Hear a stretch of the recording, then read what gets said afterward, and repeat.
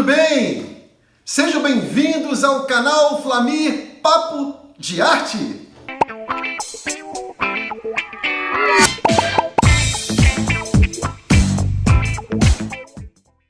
Dando sequência aos vídeos dos incríveis desenhistas dos super-heróis, nesse vídeo, olha quem pintou na parada.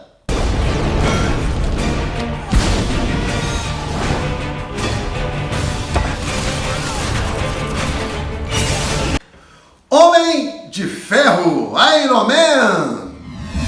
E galera, antes de começarmos a falar dessa figura emblemática, eu quero aproveitar para mandar aqui um abraço para a galera da Bem Mais TV, que está me assistindo nesse momento no canal 26 em Petrópolis, no canal 26 TV Aberta, também em Petrópolis, no canal 71 da Tech Cable. Para você também, galera da Baixada Fluminense, o meu carinho, o meu grande abraço. Muito obrigado por estar me assistindo também.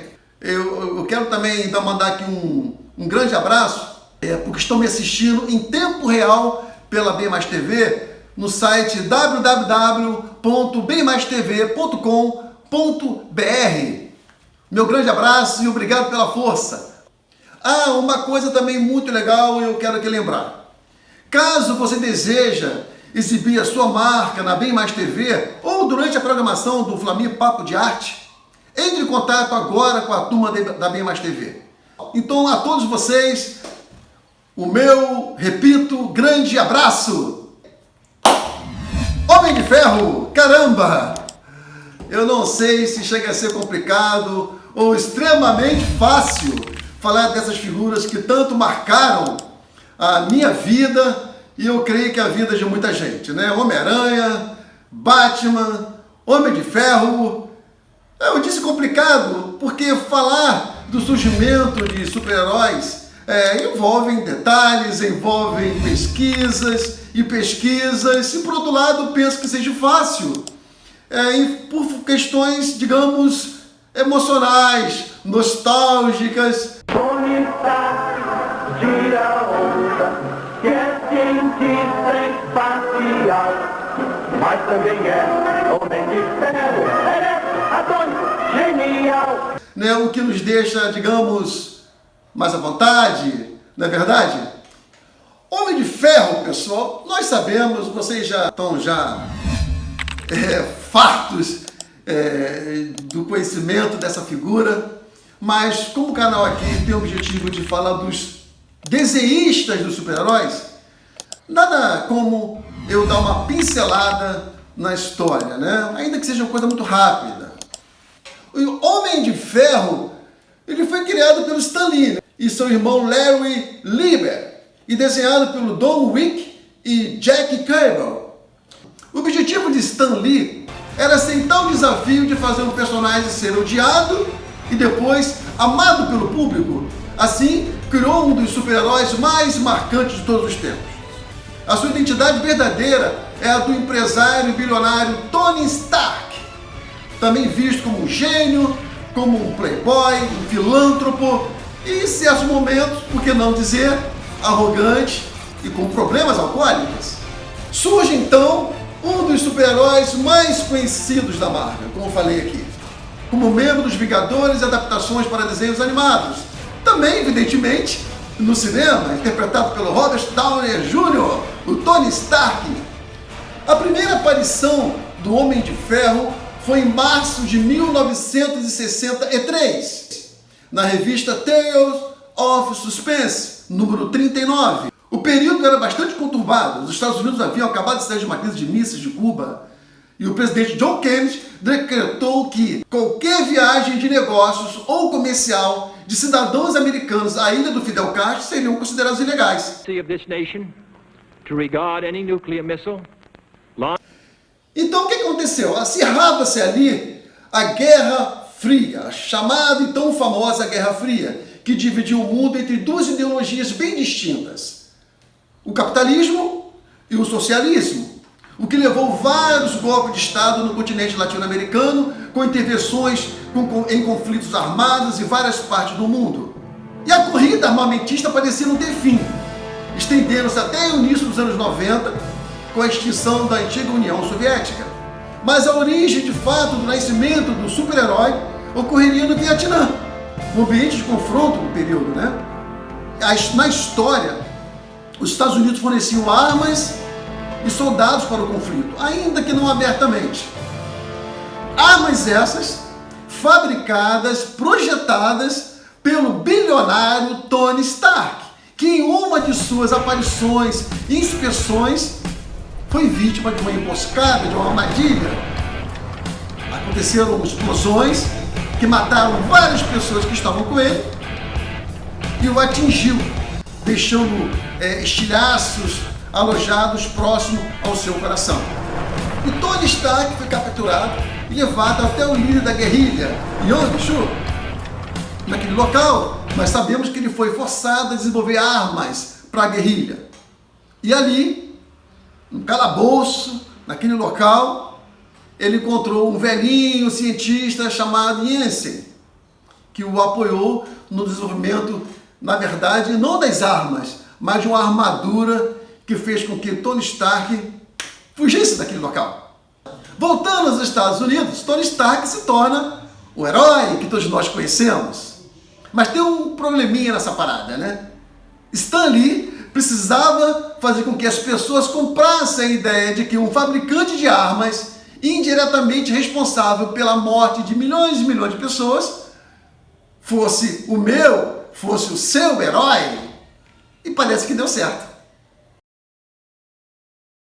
Os anos se passaram. O Homem de Ferro ganhou um novo design, principalmente depois da entrada do Steve Ditko, o responsável pelos desenhos do Homem-Aranha. E o Homem de Ferro, então, finalmente ganha armadura através dos desenhos dos Ditko, que todos nós conhecemos, né? Com aquelas cores vermelhas, douradas. E assim surgiu o Homem de Ferro. Bem, galera, essa é basicamente a história do Homem de Ferro, Iron Man. Agora a gente vai aos desenhistas, eu diria aos incríveis desenhistas dos super-heróis. Nesse vídeo, especificamente, aos incríveis desenhistas do Homem de Ferro. Vamos lá, pessoal? Olha, eu vou começar pelo Jack Cable, né? Até porque ele e o Don Wick, né, juntamente com Stan Lee e o irmão dele, Jerry Lieber, foram os que se envolveram nessa empreitada da criação do Homem de Ferro. Ok? Vamos nessa? Jack Cable nasceu em Nova York no dia 28 de agosto de 1917 e faleceu no dia 6 de fevereiro de 1994. Foi um renomado desenhista, arte finalista, roteirista, editor de histórias em quadrinhos americano de ascendência austríaca. É considerado o maior quadrinista de super-heróis de todos os tempos. Em 1940, Cable e seu amigo John Simon criaram um dos mais famosos super-heróis dos quadrinhos, o Capitão América, que estreou na revista própria em março de 1941, publicada pela Timely Comics, do editor Martin Goodman. Don Wick nasceu nos Estados Unidos no dia 2 de janeiro de 1929 e faleceu no dia 23 de fevereiro de 1995. Ao lado de Stan Lee, Larry Lieber criou para a Marvel o visual do Homem de Ferro, ou seja, foi o primeiro desenhista do Homem de Ferro. Don Wick foi quem teve a oportunidade também de dar vida ao Tony Stark e alguns dos seus coadjuvantes mais importantes. Ainda na Marvel, trabalhou em Os Vingadores, Thor, Capitão América, X-Men e Homem-Aranha. O Wick pode não ter tido a fama de Stan Lee ou do Jack Cable, mas é merecedor de ser o mais bem colocado entre os criadores do Homem de Ferro. Steven Ditko. O Steven Ditko, no vídeo anterior nós falamos sobre ele, né, sobre ele, Stan Lee, na criação do Homem-Aranha. O Steve Ditko iniciou todo aquele visual gráfico do Homem-Aranha. E também agora aqui teve a sua participação no Homem de Ferro. Vamos lá? Steven Ditko nasceu na Pensilvânia no dia 2 de novembro de 1927 e faleceu no dia 27 de junho de 2018. Foi um desenhista e roteirista norte-americano que, ao lado do editor e roteirista Stan Lee, criou em 1962 o Homem-Aranha, assim como a maioria dos mais famosos coadjuvantes e vilões clássicos. Ditko começou a ilustrar profissionalmente histórias em quadrinhos em 1953. O primeiro modelo vermelho e dourado no Homem de Ferro foi desenhado por Ditko. Brian Witt nasceu no dia 22 de abril de 1970. É um artista e escritor britânico de quadrinhos. Witt iniciou sua carreira no Reino Unido para a Marvel. Seus trabalhos aparecem em filmes animados de televisão e outros grandes filmes como Star Trek, em 2009, pelo qual ele foi elogiado pelo diretor J.J. Abrams. Teve a difícil tarefa de modernizar o Homem de Ferro para toda uma nova geração de leitores em quadrinhos. O resultado foi uma das armaduras mais antológicas do super-herói. George Tuscas nasceu no dia 26 de abril de 1916 e faleceu no dia 16 de outubro de 2009. Era um dos desenhistas de história em quadrinhos mais conhecidos. Em 1960, ilustrou Iron Man e outros da Marvel Comics. Uma das grandes virtudes do George Tusca era sua versatilidade, o que o levou a ser um dos mais procurados durante a Era de Prata dos quadrinhos. Também trabalhou em títulos como Motoqueiro Fantasma e X-Men. Seu trabalho mais conhecido, porém, foi com o Homem de Ferro, tendo permanecido quase 10 anos na revista do Invincible Iron Man. Sun Shen nasceu no dia 15 de agosto de 1968 em Washington. É um dos artistas de história em quadrinhos americanos mais respeitados.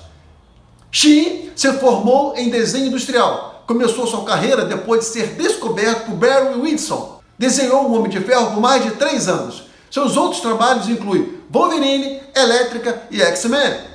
Shen também prestou seu talento à divisão de serviços criativos da Marvel, onde contribuiu com guias de estilo e arte de licenciamento, incluindo ilustrações de capa de caixas para o videogame do Homem de Ferro e vários itens promocionais como lancheiras, camisetas e pôsteres. Salvador La Roca, nascido em 64, é um artista espanhol de história em quadrinhos, conhecido principalmente pelo seu trabalho em vários títulos do X-Men, o suficiente para ganhar a exposição necessária e se tornar conhecido como um dos artistas de história em quadrinhos mais proeminentes nos Estados Unidos.